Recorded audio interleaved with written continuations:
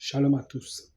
Je viens humblement vous supplier, vous qui passez le temps à dénoncer les serviteurs de Dieu, vous qui passez le temps à dire tel serviteur de Dieu est faux, tel est faux, tel est faux, tel est faux. Vous dites, vous exposez les faux serviteurs de Dieu. Parce que Dieu vous a donné le ministère d'exposition, le ministère des dénonciations.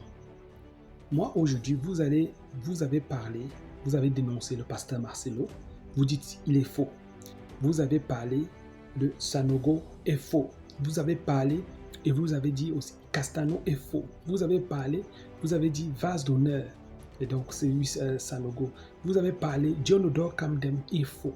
Vous avez parlé, vous avez Ekan et le prophète, il est faux. Vous avez parlé, tout le monde est faux à vos yeux. Montrez-nous, c'est-à-dire, c'est ça que moi je veux, je demande et je vous supplie. Pourquoi je parle de ça? Parce que je suis fatigué. Je suis fatigué des chrétiens, des gens qui viennent me rencontrer, n'est-ce pas, étant frustrés. Parce qu'à cause de vos discours là, ils ont fui les églises. Ils ont fui. Vous allez dire, oh vraiment, le Seigneur n'a pas laissé une église et tout. Nous-mêmes, nous sommes le temple de Dieu. Il y a des gens qui viennent souvent en commentaire, faire certains commentaires, mais qui pleurent seuls, qui souffrent. Il y a des gens, moi je ne parle pas, je ne suis pas là pour, je ne sais pas, défendre qui que ce soit, mais moi je me suis assis et j'ai réfléchi. Je me suis rendu compte que les serviteurs de Dieu qu'on attaque, c'est des gens qui ont déjà une certaine renommée. Et les gens qui les attaquent, c'est parce qu'ils veulent aussi se faire un nom. Mais c'est une très mauvaise manière de te faire un nom. Tu peux te faire un nom en parlant positivement de quelqu'un. Tu peux te faire une renommée en parlant positivement de quelqu'un. Il n'y a rien de mal à prendre les messages du pasteur Marcelo et de ces hommes de Dieu qui prêchent là, et puis de reposter, et puis faire un commentaire positif. Mais si toi, tu viens t'inscrire négativement, tu te présentes négativement et tu amènes beaucoup à la perdition, je vous assure, ce que je vous dis est vrai. Je suis pasteur et c'est-à-dire ce que je vous dis là est très vrai. Des gens me contactent en privé qui étaient dans des églises et qui sont sortis. Après avoir écouté des discours bizarres, ils sont sortis et aujourd'hui ils souffrent, ils n'ont pas où aller. Ils sont là comme ça chez eux. Mais il faut faire ceci. Créer donc quelque chose. Je n'ai pas de problème. Prêchez ce que vous voulez.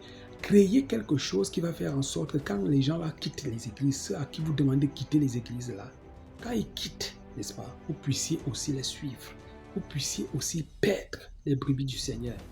Parce qu'il y a des erreurs que vraiment, c'est pas bon de faire. C'est pas bon de faire. Moi, quand je commençais le ministère, j'ai commencé avec une personne. Et cette personne, à un moment donné, a commencé à parler, à chuchoter, n'est-ce pas, aux fidèles qui étaient là. En fait, moi, j'ai commencé, puis je l'ai fait venir, je l'ai appelé.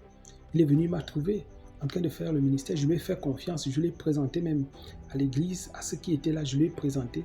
Et maintenant, il a commencé à vouloir faire des choses par derrière.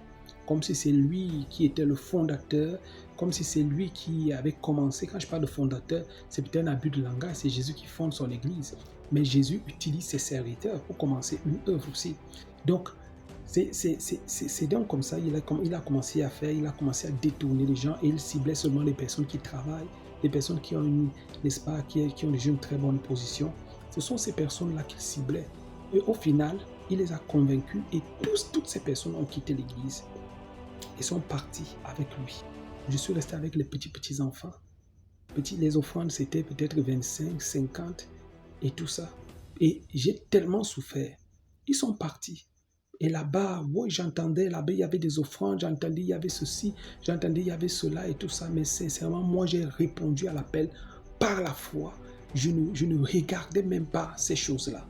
Alors, mais le temps, c'est le temps qui est parfois le juge. C'est le temps qui vient vraiment, n'est-ce pas, trancher un problème, une situation.